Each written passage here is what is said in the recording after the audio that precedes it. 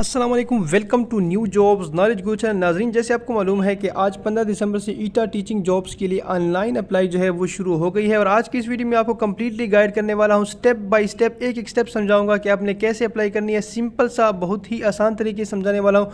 और ये मेरा दावा है कि इसके बाद ये वीडियो देखने के बाद आपको किसी और वीडियो को देखने की ज़रूरत नहीं होगी।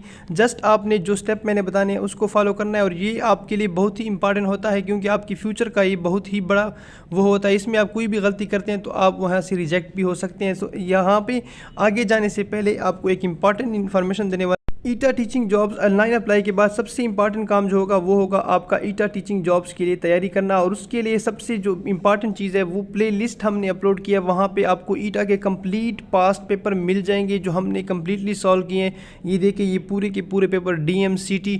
तो आपको हमारे चैनल की प्ले लिस्ट में जाना है, वहाँ पर आपको, और ये प्ले लिस्ट हम बढ़ाते जा रहे हैं। इसी तरह आपको मज़ीद और भी यहाँ पे KPK के जो पुलिस टेस्ट हुए, असिस्टेंट टेस्ट हमने ईटा के सॉल्व किए। ईटा के जो वहाँ पे जनरल नॉलेज के MCQs है, इंग्लिश के MCQs है, वो वही उसी तरह रिपीट होंगे। तो वहाँ आप जाके ईटा के जो पास पेपर हमने अपलोड किए हैं वो देख सकते हैं। इससे आपको आइडिया हो जाएगा कि इस ईटा जो है आपके लिए जनरल नॉलेज या इंग्लिश के MCQs है वो कैसे लाएंगा। तो आपने ये ज़रूर प्लेलिस्ट में जाना है और इसको देखना है। अब आते हैं अप्लाई की तरफ। ऑनलाइन अप्लाई का लिंक हासिल करने के लिए आपने गूगल में जाके ये वेबसाइट सर्च करनी है, हमारी गवर्नमेंट पार्क जॉब्स, और इस पर क्लिक करना है। जैसे आप इस पर क्लिक करेंगे आपके सामने फर्स्ट नंबर पे जो आपके पास ऑप्शन होगा उसी पे आपने क्लिक करना है। ये देखिए, सबसे पहले नंबर पे ऊपर टॉप पे ये अप्लाई का लिंक मौजूद है, click here to apply for ETA jobs. यहाँ पे आपने क्लिक हेयर पे क्लिक करना है। और इस पर क्लिक करने के बाद आपको जो है वो लिंक मिल जाएगा। यहाँ से वो तमाम तर डिटेल जो है वो भी ये देखिए, यहाँ पे आने के बाद आपने क्या करना है, इसको थोड़ा सा स्क्रॉल डाउन करना है। यहाँ पे कुछ स्टेप्स हमने लिखे हैं वो आपने देखना है। और आपने अप्लाई के लिए इस लिंक पे क्लिक करना है। ये इस लिंक को क्लिक करना है आपने ज़रूर। इस पर क्लिक करने के बाद आपके साथ जो है ईटा की अप्लाई का जो लिंक है वो ओपन हो जाएगा। और इसमें आने के बाद सबसे पहले नंबर पर आपको नज़र आ रहा है ऑनलाइन एप्लीकेशन फॉर्म। और ये कुछ देर के बाद जो बंदे 2 से 3 दिन बाद करेंगे तो ये जो है प्रोजेक्ट नीचे चला जाएगा। लेकिन आपको टेंशन लेने की ज़रूरत नहीं है, जस्ट इधर स्क्रॉल डाउन करना है, फिर यहाँ पर कहीं पर ये पड़ा होगा। अब आपने क्या करना है, अप्लाई नाउ पे क्लिक करना है। यहाँ पे आने के बाद एक इंतहाई इंपॉर्टेंट स्टेप है, इसको सुन ले। आपके पास 2 ऑप्शन आ रहे हैं, इसको देख ले। एक है रजिस्टर और एक है लॉगिन। अब ये रजिस्टर पे सिर्फ उन कैंडिडेट्स ने अप्लाई करना है, यहाँ पे क्लिक करना है जिनका पहले ईटा के पास अकाउंट बना है। मतलब किसी ने भी अगर पहले ईटा में असिस्टेंट, जूनियर क्लर्क या किसी भी डिपार्टमेंट का टेस्ट दिया है तो उसने ऑनलाइन अप्लाई ज़रूर की होगी और उसका अकाउंट यहाँ पर बना होता है। तो उन लोगों ने जस्ट यहाँ पर अपना इंटर CNSE करना है और यहाँ पर पासवर्ड करना है। अगर आपको पासवर्ड भूल गया है तो फॉरगेट पासवर्ड पे करें, आपको पासवर्ड मोबाइल के थ्रू मिल जाएगा। तो आपने इसको लॉगिन रजिस्टर पे क्लिक नहीं करना। मतलब जिनका पहले से अकाउंट बना है तो उन्होंने डायरेक्ट यहाँ पे CNSE पासवर्ड लिखना है और फिर लॉगिन करना है। लेकिन ये अब बताने जा रहा हूँ जो नए कैंडिडेट्स हैं जो अभी अप्लाई कर रहे हैं ये तमाम PST, CT, SST जॉब के लिए, तो आपने आना है और इस रजिस्टर के इस जो ऑप्शन है इस पर क्लिक करना है। अब मैं सामने रजिस्टर पर क्लिक करता हूँ तो आपके सामने ये देखिए एक लिस्ट ओपन हो जाएगी। अब यहाँ पर आपको ये सही तरह नज़र नहीं आ रहा तो यहाँ पर मैं आपके लिए ऑन करता हूँ ये डेस्कटॉप साइट। अब आपके सामने ये थोड़ा सा वाज़ी ओपन हो जाए। यहाँ पे क्या करना है, आपने अपना नाम लिखना है और इस नाम को सही तरह से लिखना है। इसको आप एडिट नहीं कर सकते, इसमें नाम लिखना है। यहाँ पे आपके पास ओपन हो जाएगा। यहाँ पे आपने डेट ऑफ बर्थ डालना है। ये मैं डालता हूँ फॉर एग्जांपल, किसी का भी डेट ऑफ बर्थ मैं लगाता हूँ यहाँ पे अपनी तरफ से कुछ भी। और इसको चेंज करने के लिए आपने यहाँ पे क्लिक करना है। ये मैंने 1997 लिख लिया और इसको मैंने दिसंबर कर लिया, ये सेट कर दिया। इसके बाद ये देखिए, ये मैंने आपके सामने यहाँ पे नाम लिखा है, CNSE नंबर लिखा है। ये चीज़ें आपने करनी है, नाम लिखना है अपना, यहाँ पे डेट ऑफ बर्थ जो आपकी पैदाइश है वो लिखनी है। CNSE को यहाँ पे 2 दफ़ा लिखना है, कंफर्म करना है शनाख्ती कार्ड का नंबर। नीचे आ जाए तो आपके पास ऑप्शन है सेलेक्ट जोन। तो जोन आपने वो सेलेक्ट करनी है जो, मतलब आप हमारे KPK में टोटल 4 जोन है। तो आपने जो जोन है, अगर आपके जोन का पता नहीं है तो आपको डिस्क्रिप्शन में जो लिंक गिवन है उस पर क्लिक करें। वहाँ पर हमने लिंक में, मतलब इसी में नीचे गिवन है, आपको अपना डिस्ट्रिक्ट का पता चल जाएगा। सेलेक्ट डोमिसाइल करना है, ये डोमिसाइल भी बहुत ज़रूरी है। फॉर एग्जांपल ये DI खान मैं करता हूँ। इधर आपने क्या करना है, ईमेल पुट करना है और यहाँ पे अपना मोबाइल नंबर लिखना है। तो ये भी मैं करता हूँ। ये देखिए आपके सामने मैंने यहाँ पे अपना ईमेल आपने ज़रूर लिखना है और ये सही तरह जो आपके पास ईमेल है या जीमेल है वो लिखना है। किसी दोस्त का लिख ले अगर आपके पास अपना नहीं है। और इधर अपना मोबाइल नंबर, लेकिन ये ख्याल रखिए जो आपका मोबाइल का अगर नेटवर्क चेंज है तो वो नहीं लिखना। अब यहाँ पे आना है और पासवर्ड आपने इंटर करना है। अच्छा, पासवर्ड इंटर करते हुए एक बात आपने याद रखनी है कि पासवर्ड में आप लोगों को ये पासवर्ड एक्सेप्ट नहीं करेगा। आपने इस तरह का नाम लिखना है। अभी मैंने जो पासवर्ड दिया है वो है अली @ इस तरह का कोई निशान लगाना है, @ अंडरस्कोर डैश का निशान ज़रूर लगाना है, वरना आपका पासवर्ड एक्सेप्ट नहीं होगा। 1 2 3, तो इस तरह करेंगे तब जाके आपको होगा। तो ये निशान ज़रूरी है। ये तमाम स्टेप करने के बाद अब स्टेप आता है, आपने नीचे जो आपके पास ऑप्शन है साइन अप पे क्लिक करना है। इस पर क्लिक करने के बाद ये देखिए आपके पास ये जो है आपका ये देखिए सक्सेस साइन अप हो गया है, और इस पर ओके करना है। ओके करने के बाद आपके पास ये अभी अपने अकाउंट में आपके पास ये वाला ऑप्शन आ जाएगा, लॉग इन होना है। अब आपका अकाउंट बन चुका है, जिस तरह फेसबुक का अकाउंट बनता है। अब यहाँ पे आपने क्या करना है, अकाउंट में देखिए जो मैंने अकाउंट में बनाने के लिए CNC नंबर फ़र्ज़ी इस्तेमाल किया था और पासवर्ड वो मैंने अपने यहाँ पे लगा दिया। अब मैं क्या करूँगा, यहाँ पे आने के बाद मैं लॉगिन पे क्लिक करूँगा। लॉगिन पे क्लिक करने के बाद ये देखिए आपके सामने एक पूरी लिस्ट ओपन हो जाएगी। अगर आपको ये यहाँ पे, तो यहाँ पे क्या करना है, आपने नीचे आना है, और नीचे आने के बाद आपने इस पे आना है, ये अपडेट प्रोफाइल का लिंक ये आपको नज़र आ रहा है, इस पे आपने क्लिक करना है। अपडेट प्रोफाइल पे क्लिक करना है।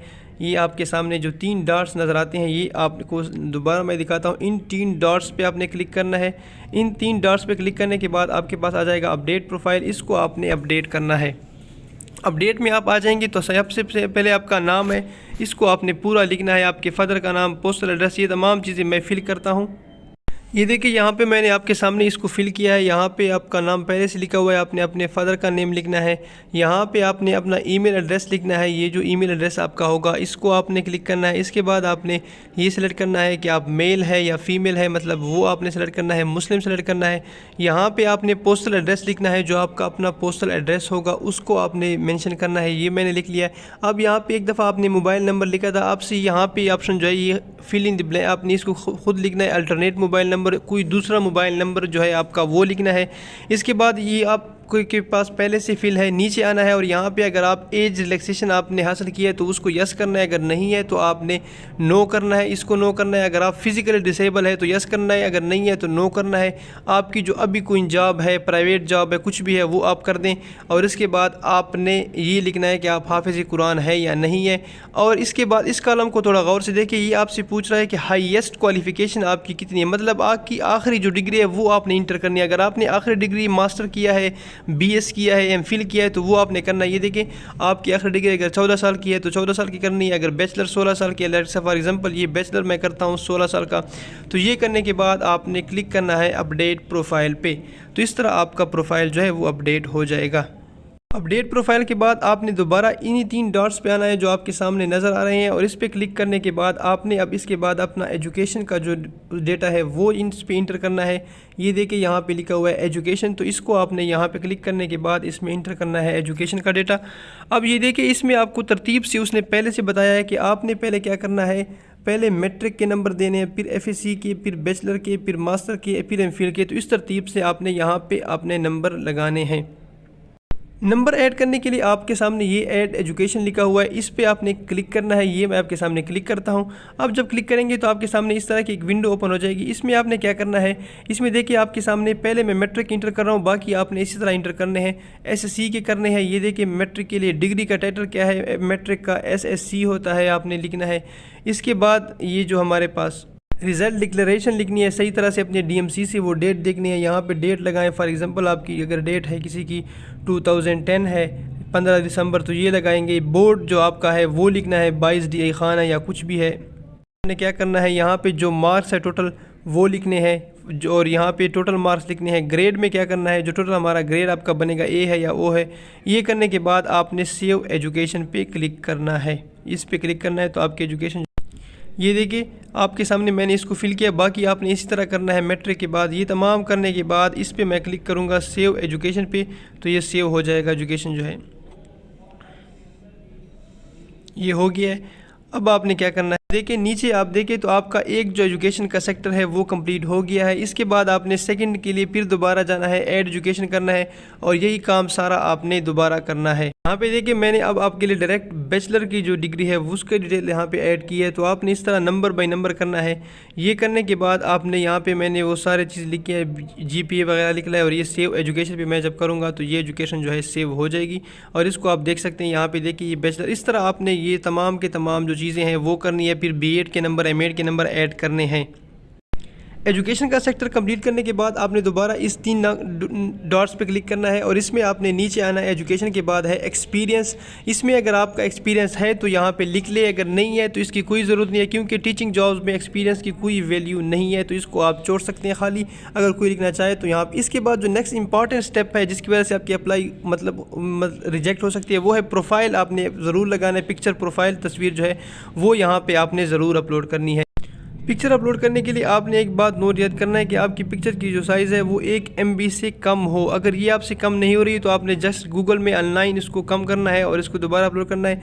अपलोड करने के लिए यहाँ पे फाइल पे मैं क्लिक करता हूँ। फाइल पे क्लिक करने के बाद आपके पास ये ऑप्शन हो जाता है, इसमें फ़ाइल में जाना है और आपने अपने जो तस्वीर है कहीं पर आपकी जो बड़ी है उसको आपने सेलेक्ट करना है। फॉर एग्जाम्पल ये मैं कोई तस्वीर उठाता हूँ, इस तस्वीर को अपलोड करने के बाद आपने नीचे अपलोड इमेज पर क्लिक करना है। ये आपके सामने इमेज पर मैं अपलोड करता हूँ तो ये जो तस्वीर है वो इमेज अपलोड हो। देखिए ये आपसे कह रहा है कि आपने इसको सही तरह से अपलोड करनी है और आप इसको बाद में एडिट नहीं कर सकते, तो ये तस्वीर आपकी अपलोड हो गई। ये काम करने के बाद अब आपने नीचे आना है। जो सबसे इंपॉर्टेंट स्टेप आपका आता है जिस पोस्ट के लिए आप अप्लाई कर रहे हैं, अप्लाई फॉर पोस्ट, इस पे आपने क्लिक करना है। इंतहाई इंपॉर्टेंट स्टेप है, इसको आपने मिस नहीं करना।